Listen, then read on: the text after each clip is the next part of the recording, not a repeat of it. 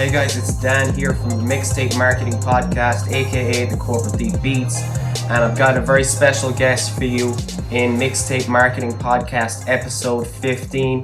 His name is Pat Parra. He's from a website called freestylerapsforall.com, and he's here today to talk about how he teaches kids and other rappers how to freestyle professionally. Thanks for coming on the show today, Pat. Welcome to the Mixtape Marketing Podcast. Maybe if you want to give everyone a brief introduction of yourself there before we just get into the actual flesh of the podcast. Cool. Awesome. Yeah. Thank you. So I learned how to freestyle rap in high school when I was 16, and that kind of got me into making music. And but I didn't realize how important freestyle rapping was in my music till way later. But freestyle rapping kind of got me starting to express myself, starting to be comfortable recording music with my brother. My brother used to play the piano, and I ended up using freestyle rapping because I ended up finding out that I liked singing after I learned how to freestyle rap. And so I started making like rock songs and folk songs and just freestyle singing songs my brother would play on the piano and I would sing. And then my brother got into freestyle rapping, and we just always kind of freestyle rap back and forth. And yeah, I just had a lot of fun with it. And but yeah, that's kind of how I got into making music. I know. Can I ask you? Can I ask you what got you into teaching it then? Why did you feel this need to teach it, or did people ask you to teach them after a while? Yeah, well, what happened was I never thought about teaching it. Yeah, so my friend taught me in high school. He gave me these 2 golden rules. I always talk about the 2 golden rules to learn how to freestyle rap is. He told me when you're first starting out, don't worry about rhyming, and just don't stop if you mess up. Just kind of like remove all the judgment and just go. And that kind of, and he was kind of there, just kind of helping me out. And through that, I just kind of started, I freestyle rapped a little bit. I was really horrible because I wasn't rhyming. It didn't sound good, but that just kind of opened me up. And then, through the years I practiced and I feel like I got better. And then in college, a girl asked me how to freestyle rap. Like, I think we were freestyle rapping with some friends, and a girl asked me how to freestyle rap. And like, I was like, I remember those 2 golden rules. I was like, oh yeah, that my friend taught me these rules. And I tried to teach her that, but I was like, wait a second, like that's not going to teach her how to rap as comfortable. I really wanted her to make sure that she was going to be successful with it. Mm-hmm. And just kind of like, I just came up with like the first like 4 steps that kind of made sense to me, and told her these steps, and she was freestyle rapping way better than I did my first time, and she wouldn't stop. And so that's when I was like, whoa, maybe we're onto something here. We just came up with these crazy steps. It worked really well for her. She didn't know how to rap at all, and she's freestyle rapping. And that's how and then from there on, I was like, wow, I really need to do some kind of course, originally it was just like, I was going to write an ebook and sell it, or something. I didn't know what I was going to do with it, but I knew I wanted to teach it. And then, I just kept on teaching it live to friends and family. And then I started teaching it in schools. My mom is a music teacher. She had me come out to like jazz camps and teaching it to their students. Excellent. And then I just started getting into teaching it and getting paid to teach it. And then that was cool. And then now I just got offered a job working at some after school program, some some wealthy school. They can afford things like that. They can afford, freestyle rap education. Consulting fees were like really expensive. Yeah. So it's funny, but yeah, I think it's really awesome. And so, but then like I really wanted to make a product because I realized that freestyle rapping was responsible for really getting me to open up creatively. Like before that, I was like super shy, I had, these ideas. I loved hip hop music. I was shy about that because none of my friends liked hip hop music. They're all into punk rock, and they kind of said a lot of racist things, like I shouldn't even be rapping because I'm white and all this stuff. Yeah. But freestyle rapping kind of just really opened me up and got me just kind of in that creative flow where I was able to come up with lyrics, and I started, just writing a lot of lyrics. And so because how important it was for me, that's why I kind of wanted to start teaching it, and just the whole importance of, healing through creativity and all that, and just, getting in that kind of energy, I feel like is really good for kids. And, any kids who are in high school who are in that kind of situation where I was like pretty bummed out kid and just, repressed. Can I ask you how you overcame your fears? Most people like have fears of writer's block, and they have kind of fears of like I remember like when I used to play like acoustic guitar and stuff like that, and I used to listen to a lot of rock music when I started playing the guitar, and a lot of the songs that I listened to were like Nirvana, Pearl Jam, and stuff like that, and songs were about drugs. I was like, I don't really do any drugs. I don't really go out the house. All I do is stay here and play guitar all day. So how do I write songs? And the way I came over that was to start making up people and writing about them and writing about things that I heard about. So how did you kind of, like, when people have fears of like, oh, my life is just not interesting enough, how do you actually write about stuff? Like how do you overcome like when you can't write and stuff like that? How did you do it? Well, I pretty much only would write, like I would write songs when I felt like it, you know, like if I was, it would usually be about a girl. Like pretty much all my stuff is about problems with girls, you know, having a challenge, you know, and just not like really liking a girl and a girl not liking me. So that's kind of, it would always, for me, it was always kind of emotionally based. I think that's really cool. I never really did that, is write from someone else's perspective, but that's like a whole nother like limitless world that you have, you know, to be able to pick someone you think is interesting and write from their perspective, how you think they would see the world. And I've seen artists do that. And I think that's a really awesome idea, and that's limitless. I think the biggest thing that stops people is just self-judgment, and getting the idea that there's a right way to do something. And I don't think there's like one right way to do it. It's kind of just whatever people are really interested in, whatever they're feeling. But for me, it's emotional. Like everything, it's like a therapy for me. So I'll, you know, there'll be months where I don't write anything, but it's not because like I have writer's block or anything. It's just like I just haven't been focused on music, but usually I'll get to writing when I'm feeling it. But then there's also the time when, you know, you sit down, you know, with some friends and you know, listen to a beat and you want to write a rap together. And during those times, I think being, you know, having freestyle rapping, allowing yourself to just kind of come up with anything. It just kind of comes, like it just kind of freestyling. First, you might freestyle some gibberish, and then that gibberish might sound like a word, and then you just start writing out those words, and then keep freestyling until you have a line, and then you have 4 bars, and then pretty soon you have a verse. And it's definitely hard. Like there's always those humps in songwriting, where, you know, like like for me, what happens is I'll come up with like a first line or a first couple lines that I really like, and then I'll get stuck, and then I'll feel like, oh shit, I'm stuck. And I think at that point, that's when it's really important to just like, you know, have an intention, like I want to finish this song no matter what, and just, you know, having that desire to finish a song. And if someone's never finished a song before, that's really hard. I think that's really hard, because if you don't have that experience of what it feels like to finish a song, then it doesn't seem real until you do have that experience. But once you do finish it, yeah, go ahead. Sorry, I just thought of something there. Do you feel like freestyle rapping actually helps you find, instead of just going down to write something down, you're kind of focusing on the words on the page rather than kind of rapping on the moment and kind of saying something maybe you probably shouldn't say something, and you just kind of go, I can't believe I just said that. Like, do you ever listen to like Sway in the Morning, when he kind of brings on these kind of actors and stuff? And some of the actors that come on, I'm not sure if they've already written this stuff, because some people that go on there kind of are really good for freestyle rappers, and I'm just like going like, these guys should be huge. Like, this is probably better than if they actually went into a studio and tried to write a song. Do you feel that as a rapper that freestyle rap is like, somehow it makes you more creative than actually just going like, oh, I have to write a song?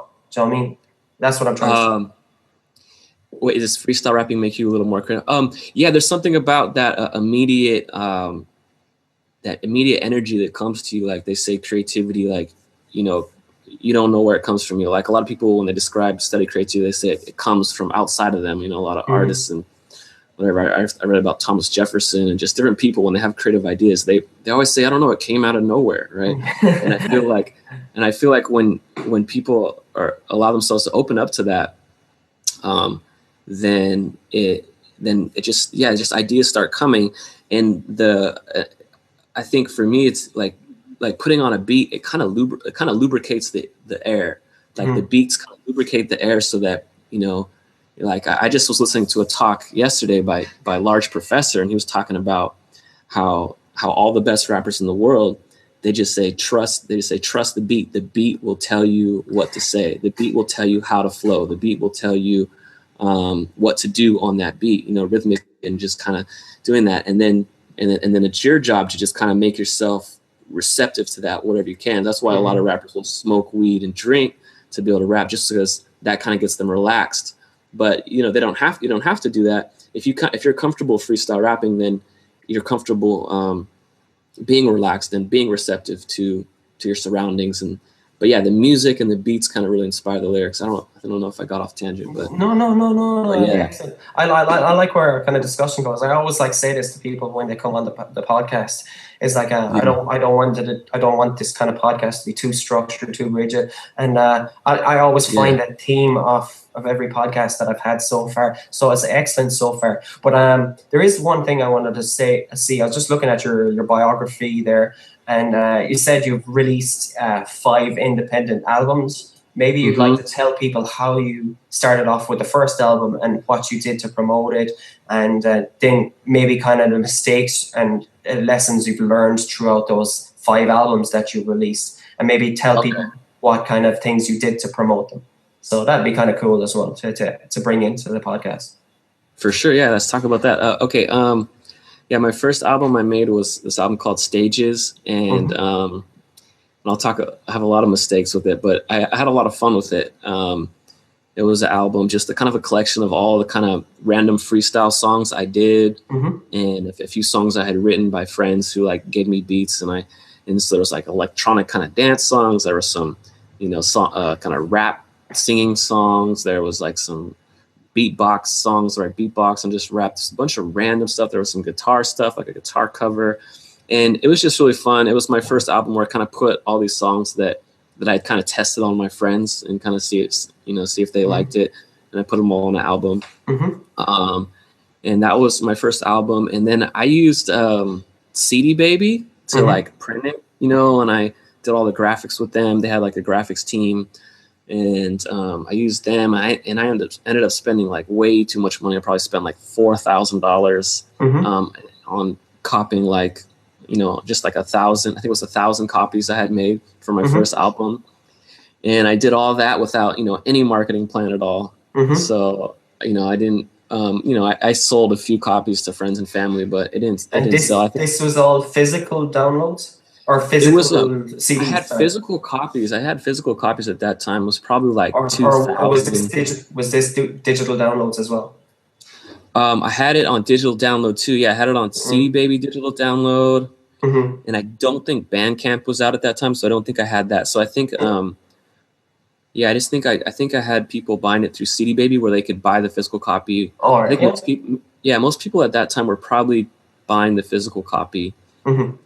But I mean, no, I didn't really sell any of it, and I never made any profit back on that. But I think for me it was fun. I feel like I got to, I had money at the time because I was working as a Tai Chi instructor at a retirement home, and it paid pretty well. And I had just I quit that job and then released this album, and But yeah, I didn't really have any marketing plans, so I didn't really know what was going on. I didn't have any music videos for it.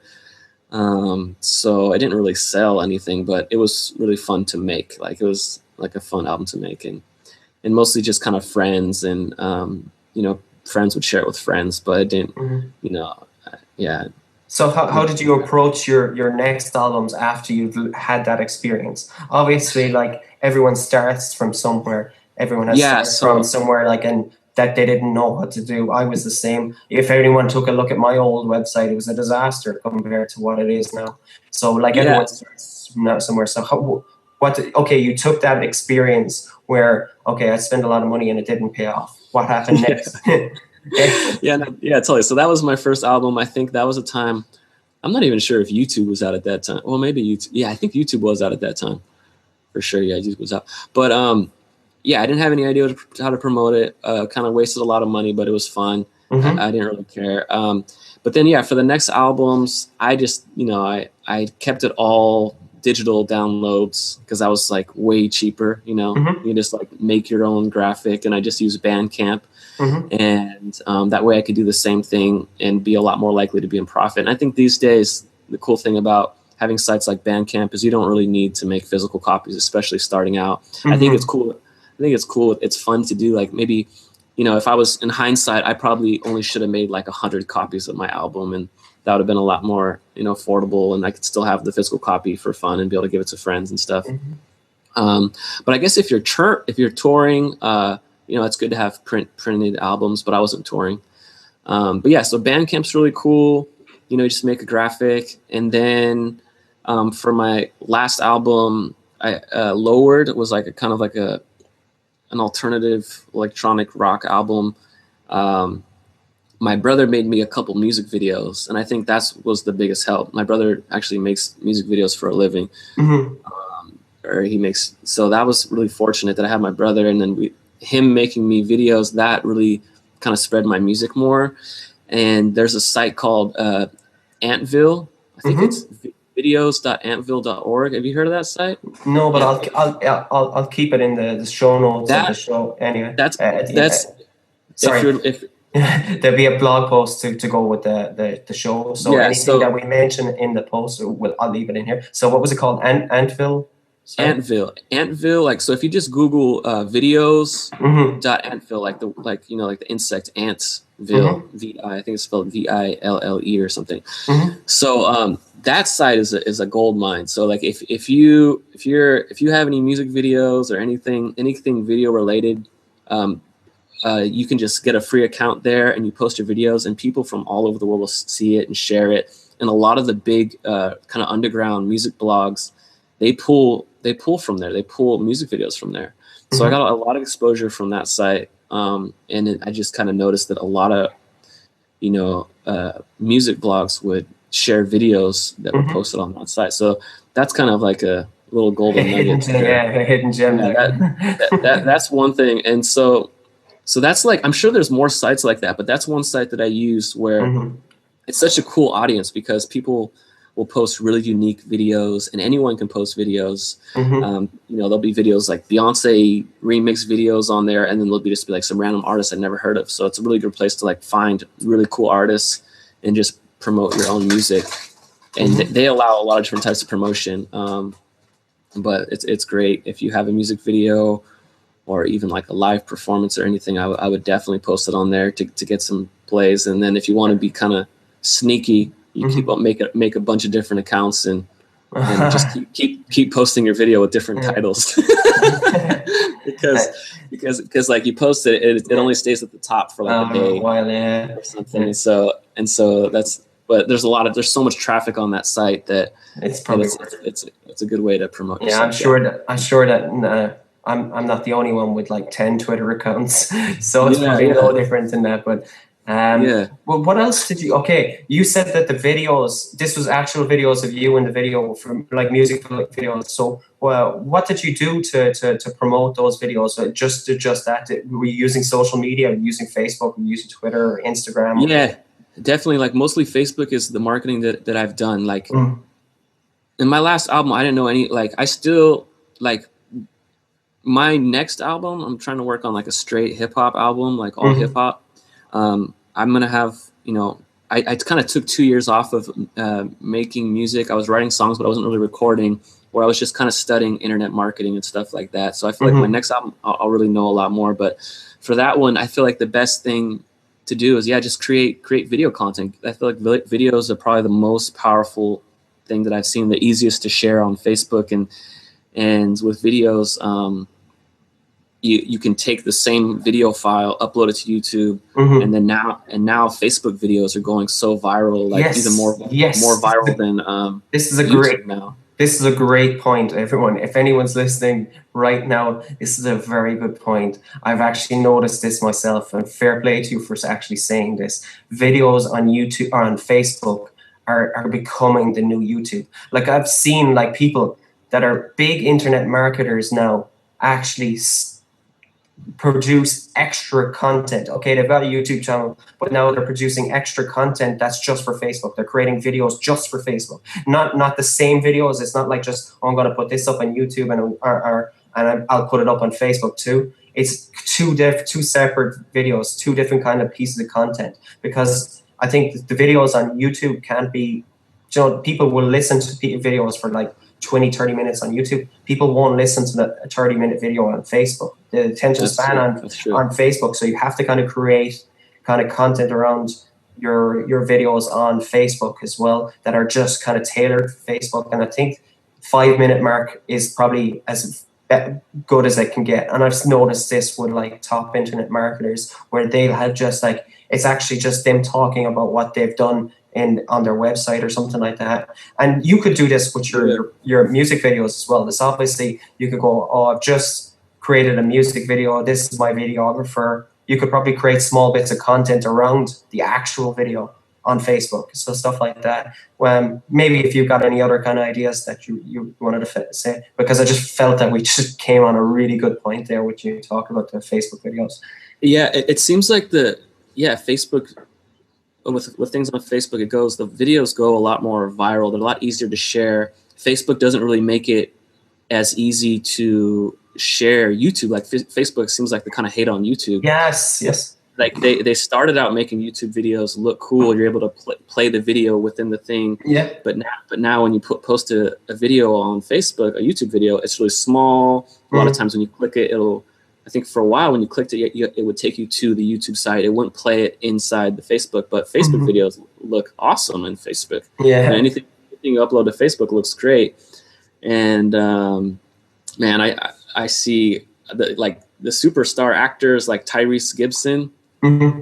Like he's built his account over like 22 million likes on his fan page, and he was already famous. But what he's doing, he's like going on YouTube, finding viral videos, downloading them, and then re-uploading them onto his site. So when people share those videos, he's getting all these links to his own Facebook page, and that's what like it seems like all the celebrities are doing now is like Lil Wayne's Facebook page is doing that. Like, but Tyrese Gibson's really just like he's just on it. Like he's just stealing other people's videos. I don't know how legal it is, but that's what he's doing. He's stealing other people's videos, posting them on the site. But I feel like that's something that anyone can do until Facebook blocks that. Is that so? You posting a mix of your own content is, I guess, if it's under 5 minutes, which is perfect for musicians. Posting, videos of you're either making beats or performing live, or your music videos, posting them on Facebook, and then once in a while, take a funny video that you really like off YouTube and post it on your Facebook account, because it kind of keeps your fans interactive. And it's not just. I've been kind of telling people a lot that lately. There's a couple of beat makers that be asking me for ideas and stuff like, how do you find all these articles to post, and how do you write all these articles and stuff like that? And I just tell them like, if you look at like beat makers or hip hop artists, rappers and stuff, I just noticed that it's the me show, and I don't know, to me I prefer, I like when people kind of deviate away from themselves. Actually, obviously, my Facebook page is the Corporate Thief Beats Facebook page. And obviously, from now on time, I'm going to promote my beats through there. So it's a given that I'm going to be promoting my beats. Or if I was a hip-hop artist, I'd be promoting myself. But obviously, I stick in stuff like, a lot of the time, I bookmark stuff that I read, like I'm trying to learn, and then I share it on Facebook. That's the way I kind of want I didn't really like, there was like the meme marketing was huge there for a while, where people were just posting funny little pictures of stuff. Oh, right. It wasn't really my kind of thing. I didn't really see that I was going to get the kind of people that I wanted to come to my Facebook page. And then I noticed that when I was doing it, there was like just random people liking, and I just didn't want that kind of demographic, because if I'm going to release some music, I really want to know that there's people that are obviously hip hop artists and that are people that are interested in hip hop music and coming to my page. And that's what I really try to nail down, is just kind of sharing all their kind of stuff that I'm interested in. Obviously, like Game of Thrones came out there like on Sunday, and I shared a little post about that because it's completely different. It's not just kind of me going like buy another beat and kind of stuff like that. That's the way I tend to do it. And I think it's a good idea that other artists should kind of deviate away from just kind of putting it about the me show. What do you think about that? No, yeah, I think that's really, really smart. And like you having this show, this music marketing show, you're not just, promoting your beats or whatever. You're helping other people figure out how to market their own stuff and how to market online. And I feel like that just attracts more people to you. And that's what I see a lot of people doing is, like I've seen a lot of rappers doing this on YouTube too, is they'll have their rap channel where they just post all their, their rap music videos. And then they'll have another channel where they post rap tips. Yeah. For their process. And I think that's really smart, because you're allowing people to get to know you. You're allowing people to get to know your process, bringing them into your own worlds. And then they're going to be way more likely to show you love and listen to your music, because you're giving them value, giving them good stuff. So, So yeah, I think that's really powerful. That's a really cool idea, actually. I really love that. No, I really like that. Like, I obviously tell a lot of people, like I get like the very first question I ask when people sign up to my newsletter. I remember saying on the very second email that people get on my newsletter, I always ask them, "What are you struggling with your music?" Because I obviously, as a blogger, struggle with what the fuck am I going to write about? And obviously, the best thing I can tell is like get people to actually tell me what they want to write about. And it's great little kind of feedback kind of thing to give me some ideas. And they're like, "Oh, I want to get more Twitter followers, or I don't know how to approach blogs or stuff like that." And I just think that's a kind of a cool kind of question to ask. And I always find some kind of content to write about that. And I just think that obviously when rappers are starting off, the first thing they could do is review their favorite albums. Let's say they have a YouTube channel. Okay, you've got 5 new songs that you have on your new mixtape or your new album. Obviously, review Kendrick Lamar's album. Tell people your opinion. These review sites get millions of views. There's one guy on YouTube now, he's a star because of reviewing albums. That's all he does, is review albums. And I'm not the best person, but obviously I'm not saying that everyone's going to become a YouTube star, but just kind of putting yourself up in the mix of what's going on in that kind of, so let's say if you find anyone that likes Kendrick Lamar's album and they come on and they kind of disagree with you and say, "Oh, I love this song," and you say, "No, that's the shittest song in the album." It's like you're finding someone that's in that space that likes Kendrick Lamar, and obviously you're influenced by Kendrick Lamar, so more than likely they're going to take an interest in your music. So this kind of little kind of, obviously rap tips was a great another way. It's just kind of creating content around content is a kind of what I'm trying to get to here. And I just really liked what you said. Sorry, go on. No, yeah, I think it's really cool. I think people are being really creative with the YouTube, and so I think that's really cool. Just any kind of tips, like that's a good idea too. Review albums. I didn't even think about that. Reviewing albums, like as an artist, reviewing your favorite albums or talking about who your influences are. I think just creating video content is really powerful. If you're an artist or if you're trying to make it with beats or whatever, allowing your audience to really get to know you and your ideas, I think is just powerful. And I think you're right. Like, I think when people, definitely me, when I first started, I was like, "Oh, I'm just going to put out my music. I don't want to talk to anybody. I don't want to talk about anything else." That said, I was going to put out my music and hopefully my friends will spread it around and that's it. But I mean, but nowadays with social media, people really want to get to know people. They want to know that people are real and, and just, they want to know everything, because they feel like it's available to them and they can just Google anything. So, they want to know everything. I don't know.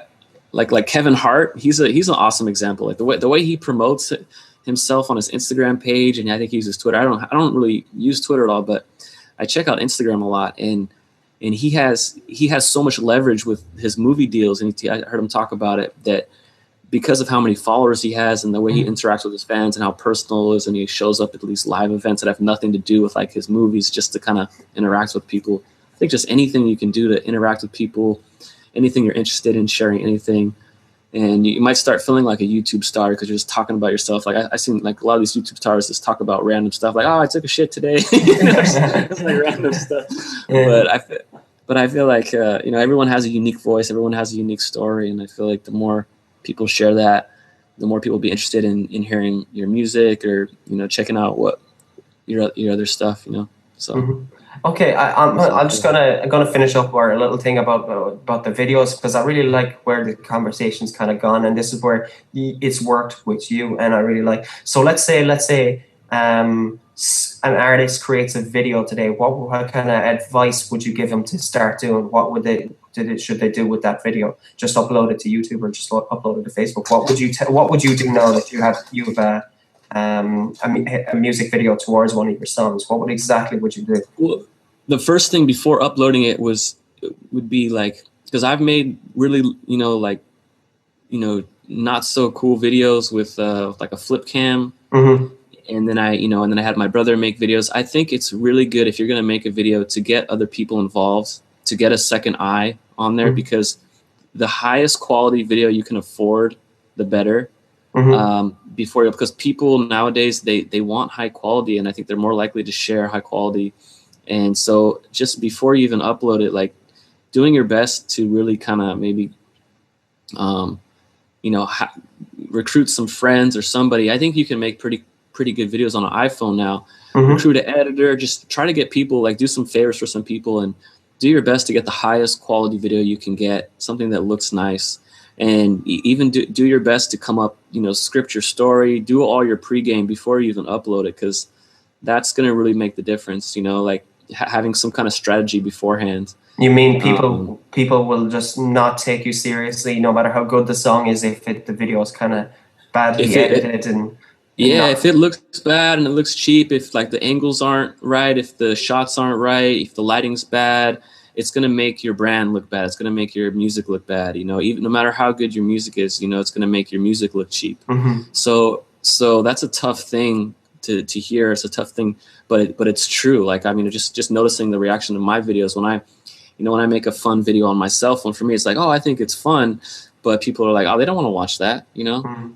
They want something with good audio quality, good video quality, and luckily I have my brother. My brother's in New York now, so it's not as easy for me to work with him. So now I have to recruit some other friends, and it's hard. It's hard to figure out the schedule. I'm used to doing everything by myself. It's hard, but it's worth it. If you're going to put out video content, you can have some video content you can just film with your cell phone, but the stuff that people want to see like the main meat of your song, your album has to be high quality. It's no different than a mixtape cover or beat. You're saying it's another part of the packaging that needs to be high quality. Yeah, basically. It's got to be high quality. Either high quality, or it's got to have a really cool idea. Like Lana Del Rey, that singer who's super famous. She made movies just with her iMovie. Her first music videos that got like over 12 million views.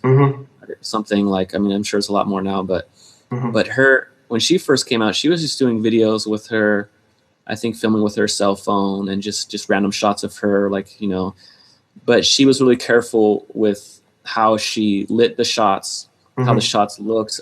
So it doesn't really matter the camera you use. I think most cell phones can take pretty good video, but I think being really conscious of the background and the lighting and just really planning out, making sure everything looks good.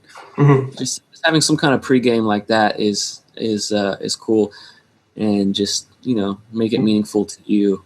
But I think a lot of people who've never made video before will just get in the mind like, I don't know how to do this. I'm just going to film whatever and just have no strategy, and then it'll end up looking like that. Most of the time. But if you have some kind of strategy, if you just say, listen, I know what looks good, if you have a good sense, maybe you don't know what looks good. That's when it's good to really get someone else involved, just to have a second eye, because that'll just make your stuff a lot better, I think. Excellent. I think we're getting to like the halfway mark. So I just want to just kind of tell everyone about your course. You've got a course on freestyle raps for all, and you have it on Udemy as well. And you teach people how to freestyle rap. Maybe you could just give a brief intro about what you teach in your course and what people will get from your course. And cool. Cool. Yeah. So the course started out as I was originally just like an ebook where I went through these I kind of shared the 4 steps that kind of helped that girl I was talking about earlier. And then it developed into a video course and then from feedback that I got, it developed into like a full kind of how to rap course that takes you from beginning rapper, not knowing anything about rap to developing your flow and rapping at a professional level and how to be respected as a professional rapper, how to be considered a professional rapper. And it kind of gives you these steps. So it's like, and it's just growing and growing. Like as more people ask me questions, I add more videos, I add more training, and I really interact with the students and stuff. So I have it on Udemy, and I'm also selling it through my own site.